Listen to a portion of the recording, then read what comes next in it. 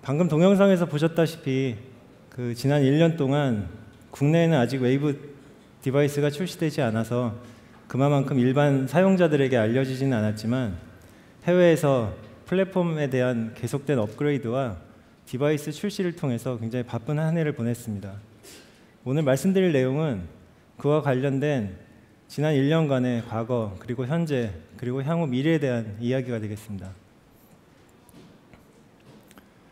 지난 5월은 저희에게 굉장히 의미 있는 시점이었습니다. 바다 런칭 이벤트를 통해서 바다 플랫폼을 공표한 뒤에 한 6개월 정도의 노력으로 최초로 웨이브라는 바다가 탑재된 디바이스를 전 세계 100개국 이상에 출시를 할 수가 있었고, 또한 동시에 개발자분들을 위한 바다 SDK를 퍼블릭 릴리즈를 할 수 있었던 시점이기 때문입니다.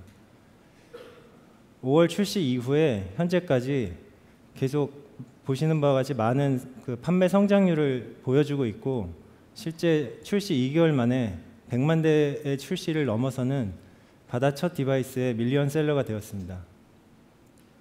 보시는 바와 같이 굉장히 좋은 하드웨어 스펙을 가지고 있고, 그동안 축적되어 온 당사의 많은 하드웨어 기술들이 녹아져 있지만, 이 디바이스의 가장 큰 특징은 저희가 독자적으로 추진하는 플랫폼인 바다가 탑재된 첫 번째 디바이스라는 측면에 있겠습니다. 여러분은 웨이브 디바이스를 바라보실 때 어떤 시각으로 바라보실지 모르겠지만, 플랫폼을 설계하고 개발하는 저는 바다 플랫폼을 보시는 바와 같이 바라봅니다. 바다 플랫폼은 크게 바다 디바이스와 바다 서버로 구성되어 있고, 실제 바다 디바이스에는 크게 4가지 레이어가 있습니다. 프레임워크 레이어는 일반 어플리케이션 개발자분들이 사용하실 수 있는 오픈 API를 가지고 있는 레이어로서 현재는 C++ API가 주력 API로 지원되고 있고, 향후에 자바스크립트와 액션스크립트 API들이 계속 추가될 예정으로 있습니다. 서비스 레이어는 바다 디바이스와 바다 서버를 연동시키면서 최근에 굉장히 화두가 되고 있는 서비스 관련 기능들을 체계적으로 지원하는 부분입니다. SNS나 LBS, 커머스나 이런 계열의 서비스 어플리케이션들을 굉장히 쉽게 구현할 수 있도록 하는 부분이 저 서비스 레이어의 기능에 의해서 제공됩니다. 디바이스 레이어는 일반적인 스마트폰 플랫폼이면 모두 경쟁적으로 가지고 있는 그런 기능들이고, UI, 그래픽스, 멀티미디어, 커뮤니케이션 등과 같이 굉장히 다양한 기능들을 확보하고 있습니다. 그리고 가장 하부 레이어인 커널 레이어에서는 OS의 기본적인 스케줄링이나 메모리 관리 기능 등이 제공이 됩니다.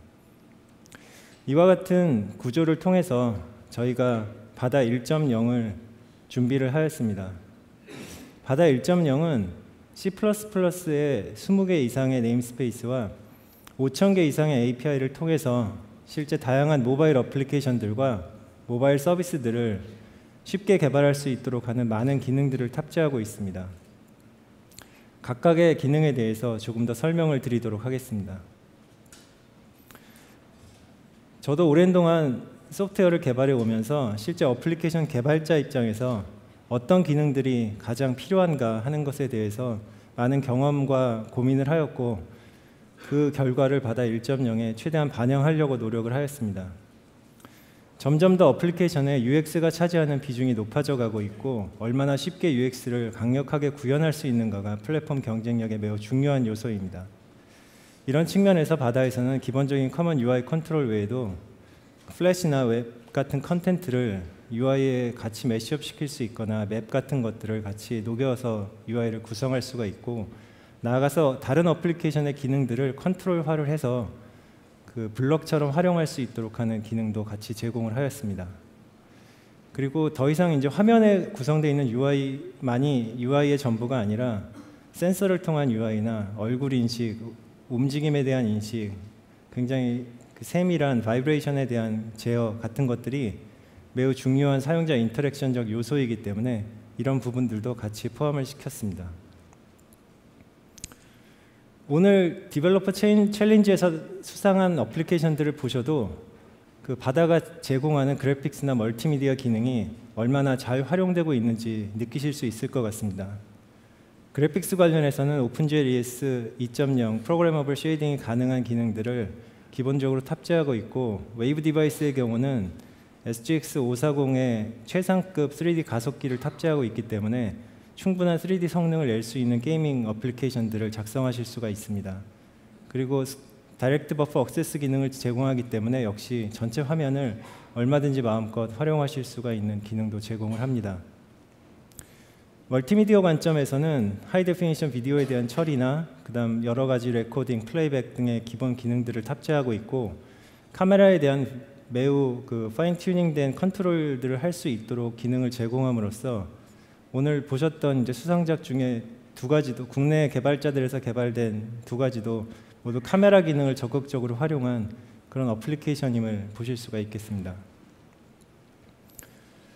그 외에 이제 데이터 네트워킹이나 웹 관련 기능들도 개발자들의 요건을 만족시키기 위해서 잘 정비되어 있습니다. 기본적인 소켓이나 HTTP 외에도 바다는 최초로 블루투스 3.0 그리고 와이파이 802.11n과 같은 고속 데이터 커뮤니케이션을 가능케 하는 메커니즘들을 제공을 하여서 실제 애동 모드나 인프라스트럭처 모드 등에서 다양하게 네트워킹 관련 어플리케이션을 개발할 수 있는 기능을 제공을 하였습니다. 웹 관련해서는 바다는 기본적으로 웹킷 기반의 브라우저를 탑재하고 있고 HTML5의 일부분을 지원하고 있습니다. 그래서 실질적으로 경쟁 플랫폼들의 브라우징 피처들과 성능, 사용성, 아니면 HTML5에 대한 지원 여부 등을 벤치마킹 해볼 때 상위에 랭크되어 있는 것들을 확인하실 수가 있습니다. 지금까지 말씀드렸던 것이 주로 기존 플랫폼들이 가지는 여러 기능들, 그러니까 스탠드얼론 어플리케이션이나 아니면 웹 기반 여러 다양한 어플리케이션들을 구성하는 데 필요한 기능이었다면 지금부터 말씀드리는 것은 바다 디바이스가 바다 서버와 어떻게 연동돼서 서비스 중심적인 기능들을 최소의 노력으로 제공해 드릴 수 있는지에 대한 부분이 되겠습니다. 모바일 서비스 중에 핵심적인 부분이 역시 로케이션 기반 서비스, 그리고 최근 들어서 더욱 성장하고 있는 소셜 네트워크 관련된 서비스가 될 것 같습니다. 바다에서는 로케이션 기반 서비스를 위해서 GPS 외에 와이파이와 셀 ID 기반의 와이어리스 포지셔닝 기능을 같이 탑재하여서 실내, 실외에서도 최대한 정확한 위치 기반 추적을 할 수 있는 기능을 제공합니다. 그리고 나브텍과 디칼타 맵 솔루션을 활용하여서 월드와이드 커버리지가 가능한 맵 디스플레이나 내비게이션들이 서비스로 제공이 되고 있습니다. 이외에도 랜드마크 관리 기능이나 위치 기반 공유라든지 하는 등등의 서비스를 활용하실 수가 있어서 최근에 국내에서 화제가 되었던 오빠미찌 같은 어플리케이션들을 독자적인 서버를 구축하지 않으셔도 바다의 어플리케이션 개발자 입장에서 바다 플랫폼 단말과 서버를 활용해서 유사 어플리케이션을 굉장히 쉽게 개발하실 수가 있겠습니다. 소셜 네트워크 관련해서는 페이스북, 트위터와 같은 기존의 여러 파퓰러한 SNS들을 단일화된 인터페이스를 통일해서 보다 쉽게 매시업할 수 있도록 도와주는 SNS 게이트웨이 기능도 있고 바다 서버 기반의 독자적인 SNS를 구축할 수 있는 기능도 제공이 되어서 이 기능들을 활용하신다면 최근에 많은 각광을 받고 있는 소셜 네트워크 기반의 게임이라든지 아니면 소셜 네트워크 기반의 커머스 관련 어플리케이션들을 만드시는데 적극 쓰실 수가 있도록 준비되어 있습니다. 그리고 커머스 관련 기능을 제공해드리는 이유 중에 중요한 이유는 어플리케이션 개발자 분들께서 어플리케이션 세일즈만으로 레버뉴 창출이 부족하거나 어려운 부분들이 있으실 때 이것들을 적극적으로 대응해드리기 위한 부분이 되겠습니다. 그래서 바다에서는 1.0부터 어플리케이션 안에서 구매를 일으켜서 책이라든지 게임 아이템 같은 것들을 구매하실 수 있고 그 구매된 것에 대한 이익을 어플리케이션 세일즈와 같이 연동해서 정산받으실 수 있도록 하는 그런 기능이 내재화되어 있습니다. 그리고 동일 기능을 활용해서 어플리케이션을 무료로 배포하면서 트라이 앤 바이 같은 것들을 유도하실 수 있는 기능도 같이 활용하실 수가 있겠습니다. 마지막으로 컨텐트 관리 기능 측면에서는 디바이스에서 찍은 사진이나 이런 것들을 아마존 기반의 클라우드 스토리지 쪽에 올리거나 서버에서 다운받거나 그들 사이에 상호 검색을 하거나 이런 것들을 유연하게 활용하실 수가 있기 때문에 여러 컨텐트 기반의 어플리케이션도 쉽게 개발을 하실 수가 있도록 초기부터 설계되어 릴리즈가 되었습니다.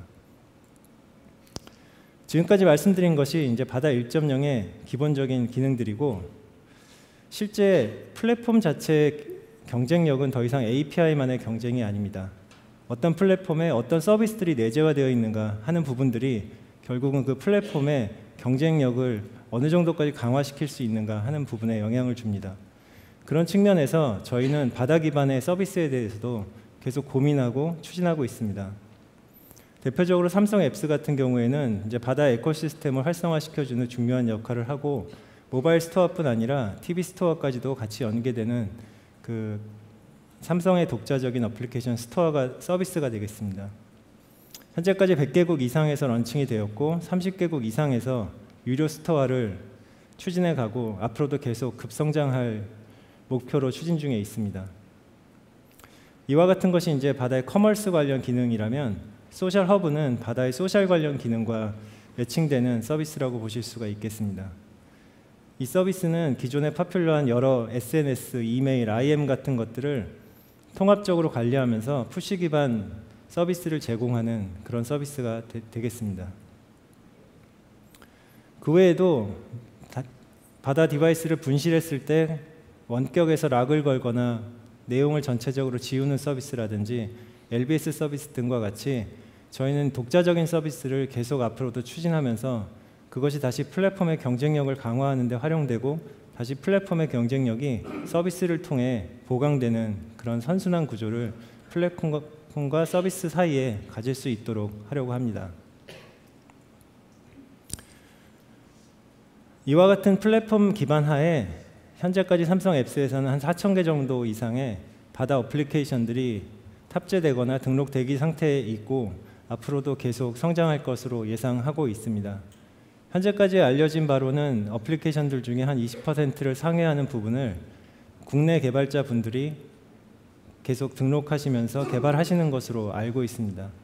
이와 같이 저희에게는 그 한국에 있는 개발자분들이 매우 중요한 역할을 하고 계십니다.